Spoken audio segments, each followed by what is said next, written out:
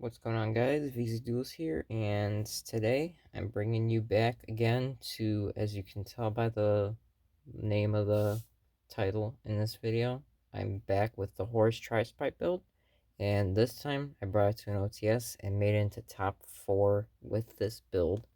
Now, I will say that the deck building for this particular build kind of sucks, so there were just a couple changes that needed to be made to maybe have made this deck perform better than it did, but all in all, this deck still performed great. It still essentially did what it usually does, and we'll go ahead and just hop right into it. Um, I will go and start by saying my matchups, and that was going to be round 1 Unchained was a loss.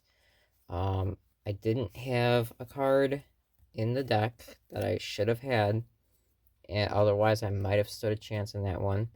Um, round 2 was Tear Lament, and the poor guy bricked.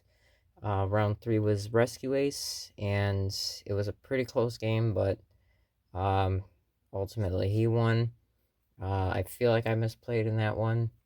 Um, round 4 was a bye for me, unfortunately. So I'm X1 at that point. All the um, no wins all just left, so I was bottom of the bracket at that point, and left me with no opponent. So then I go into round 5 against Unchained again, different player, and it was a very long, grindy game 1, but I ended up winning. And game 2, it was just basically the player was trying to rush for time, and we were under like minutes at that point, and ultimately he couldn't deal any damage to me, so I won it. Um, and then we went into top 8. I bubbled in the top 8 thanks to my round 1 opponent. He clutched it up, went crazy. I believe his name was Gabriel. He was the one playing the Unchained. He clutched up, went undefeated in Swiss, and carried me into the top 8, where I faced Tri-Spright, and I ultimately won because I got to go first, game 1, and the poor guy bricked. So, um, but I could have 2-0'd him had I ran, again, a certain card that I was stupid enough to not run. So, we'll go ahead and get into that later, but we'll just go over the cards. So, most of this stuff is about the same as what my previous deck list consists of. So, it's going to be the 3 blue, the 2 jet, 1 red, 1 carrot. I mean, you're basically, again, just blue's the extender into extenders, and jet's gonna be the one that gets you your spell traps. You only have so many, so it's like you're better off just having more blue than jet. So then tri-brigades, we're still doing kind of the same package. We took out the fractal. I just felt like that was starting to really become an unnecessary body in the deck. Deck has good enough synergy without it as it has been, so the initial edition of it was kind of experimental, but ultimately I cut it because I felt like better cards could have taken its place. But yeah, the try part is still very strong. Oh yeah, rest of the top, I believe the last match was like Pearly, but unfortunately I couldn't have beat that one. So top 4. I forgot if I got 3rd or 4th, but we basically got the same prizing, so it was whatever. But then I ended up bargaining to get this playmat just to commemorate that I got my invite again 2 years later from my previous one. Sorry for that intermission. Because I'm pretty sure top 8, what about the one that you lost to? Imseti, 1 happy. So here I cut Dwamatev, and I noticed a lot of people for Horus were starting to cut that other name.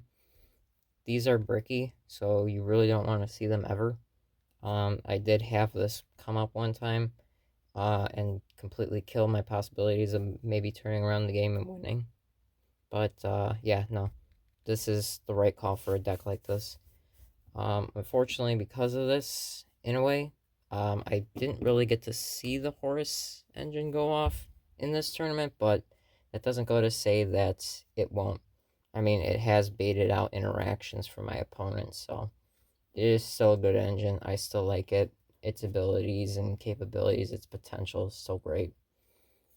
Moving into Nimbles, so we amped the Angler back up to 2 just because of the fact that now we kind of want to see it for King Sarcophagus Imseti. I was getting kind of tired of having Imseti in that in hand. Like I was saying previously, that with this is completely busted. But when I don't see it in hand, then I'm kind of like pitching off a kit or hoping to pitch off like Kit or Nerval or something. Otherwise, it's useless. So we're making more targets available in hand for that. And luckily, they didn't clutter up this time. So kind of alleviated the issue. So I think I will go back to the 2 angler, despite the fact I hate doing the 2 angler. Red Resonator, it was just kind of like a last minute choice. This could be anything else. It didn't ever come up. There were a couple times where it's like, if I had to do this in time, I would try to do it, but I never got to do it. So, but I didn't have room on my side. That's why it's in the main. And then the last of the monsters is the 3 Ash because, you know, Ash is a good card. Stops pretty much any deck in some way, shape, or form. Moving on to spells, we're into the Foolish Burial. We're still on 3 King Sarcophagus because, again, this card is bread and butter of the deck. Bread and butter of the Horus engine, I mean. Without it, you can't use your Horuses, so having as many copies as possible until we get the field spell is kind of mandatory. But as I've said in my previous video, 1 could always be cuttable. You can even possibly cut Imseti, especially if you're, you know, getting ashed by Imseti's effect is kind of worse than this getting ashed. But either which way, I would say you could do 2 King Sarcophagus because I know a lot of people do that for their builds too. 2 Sprite Starter, 1 Smashers because, you know, we can only run 2. You don't need more than 1 Smashers. This card so often comes up as a dead draw.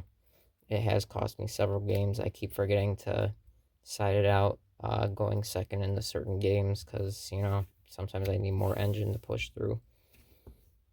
It is a good search option sometimes, but the cases are very niche, and those just oddball draws that are opening hands that feature it just kind of suck. And then the auxiliary support, we have the 2 Droplet, Called By, and Harpy's Feather Duster.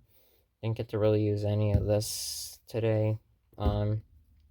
This came up when my opponent never had anything, but still was there to secure plays. And I did have a moment against the Tri-Spright player where I could have used this against their Ash, but I honestly chose not to because this deck just had so much energy and so much extension to just keep pushing and keep pushing. Droplets, it's a good card.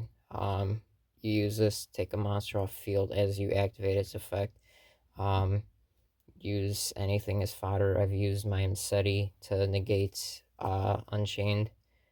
You could even use the King Sark, like King Sark and Imseti, to their link 2 that links yours off. I forget its name. But yeah, Droplets is good. It's just quick effect, and your opponent can't respond to whatever you send, which is amazing. That's it for spells. In this tournament, I picked up a Quarter Century Revolt. Shout out to Charles for this one. And so, yeah, I finally got this in its glorious highest rarity. Even though the ultimate rare still looked very nice, but now I'm fully amped up.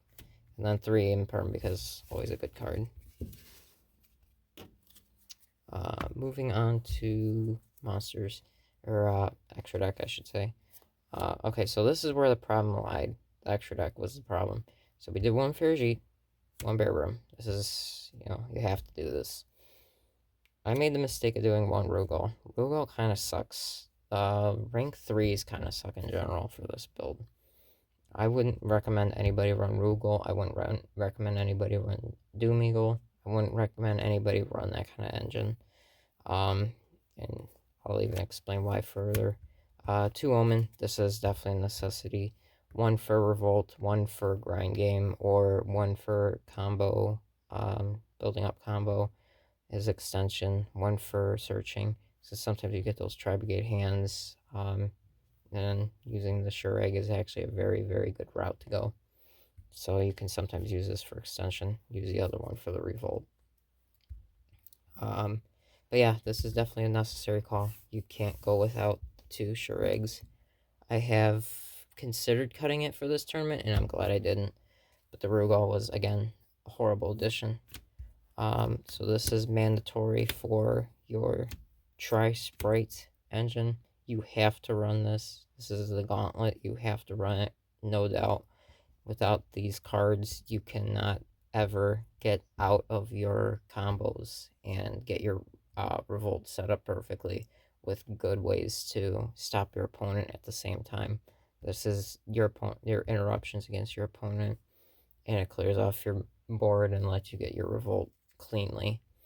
And then this card's the best IP target. You could run Unicorn if you want, Nightmare Unicorn, but if you end up getting locked under 2s, you can't summon Unicorn the way that you can Little Knight.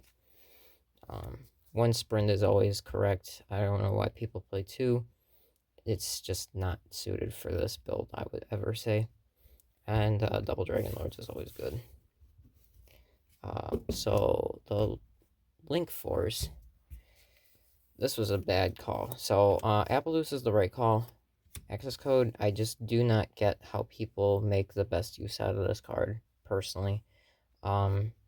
It's just so hard to access into.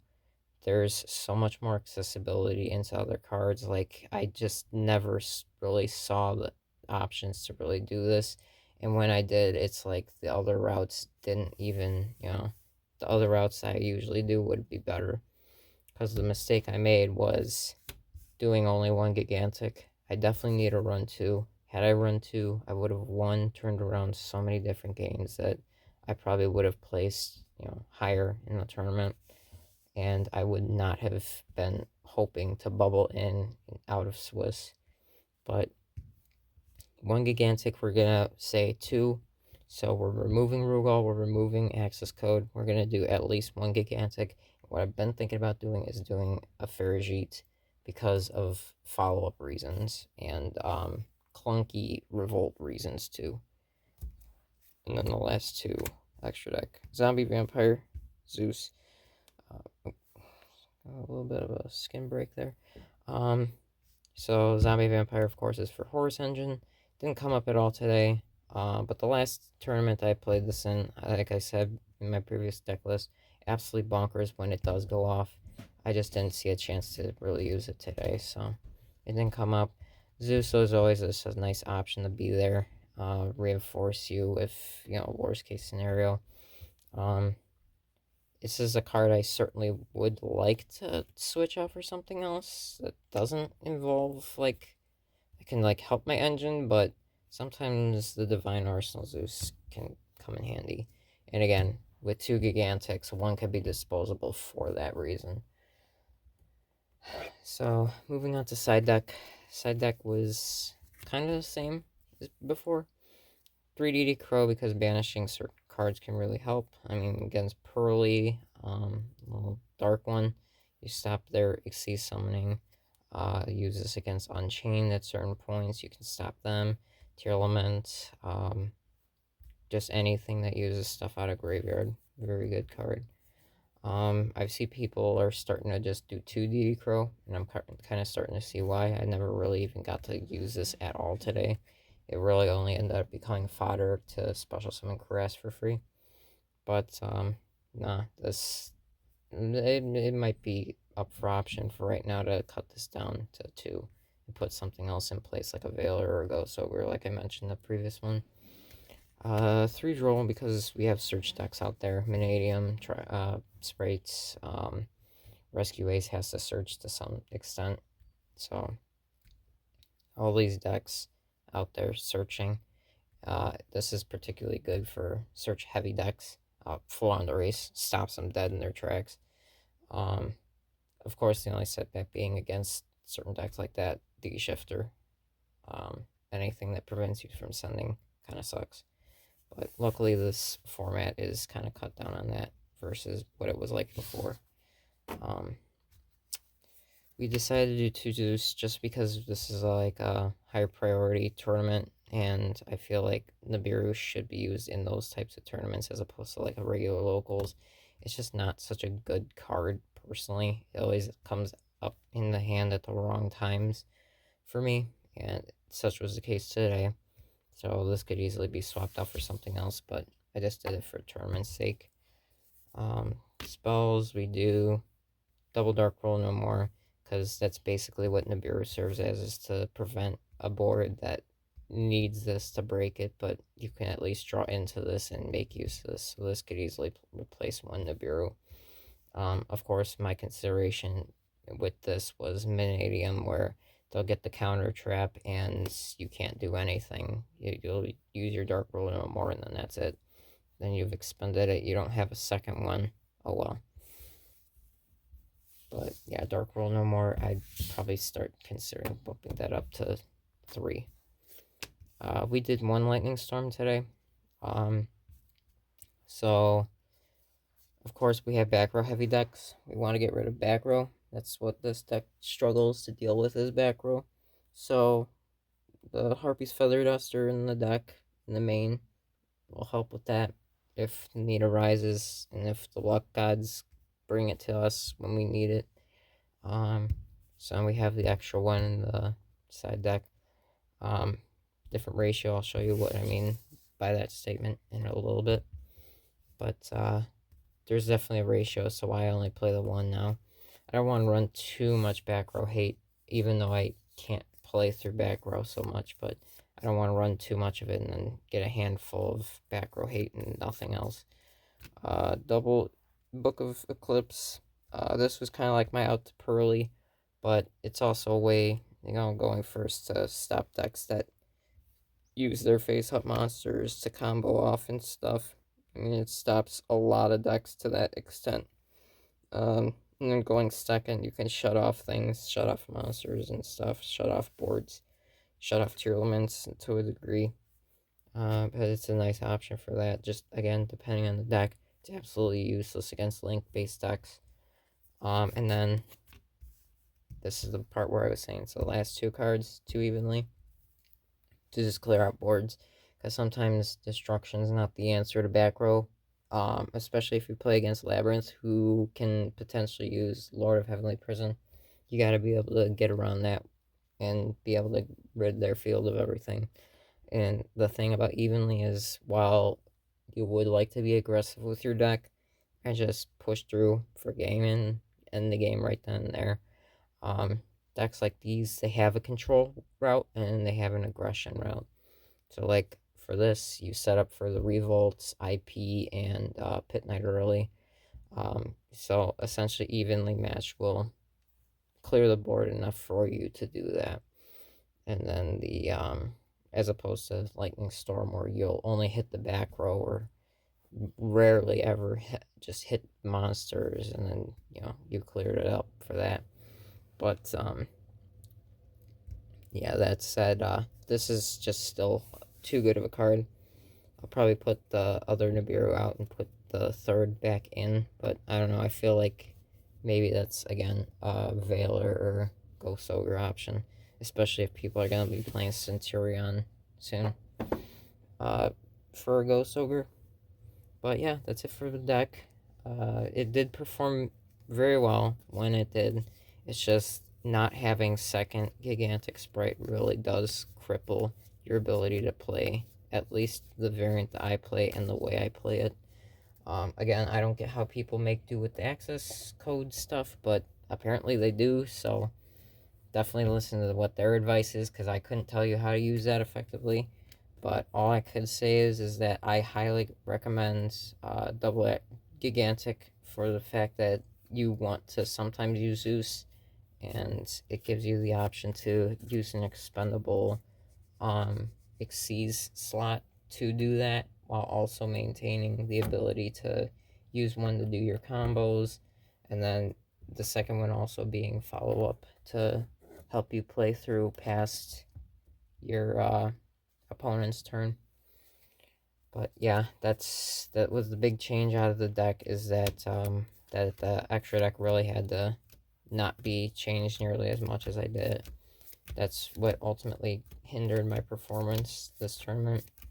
So that would just be my advice to anybody that's looking to play this deck. I was happy to see somebody playing Tri-Spright in the tournament, and he was performing very, very well. He was going undefeated until his very last round, and then sure enough, me and him face off in top 8. And again, poor guy bricked. He lost the die roll, and that just completely went against him. But all in all, it was a great tournament. I got super lucky. RNG gods went in my favor, so now I got my invite, and I'm good to go for the rest of the season. But that doesn't mean I'm not going to participate in more of these kinds of tournaments. So again, keep a lookout for that. I'll definitely be making revisions and trying some other decks too. So make sure to stay tuned for that. Subscribe and all that jazz.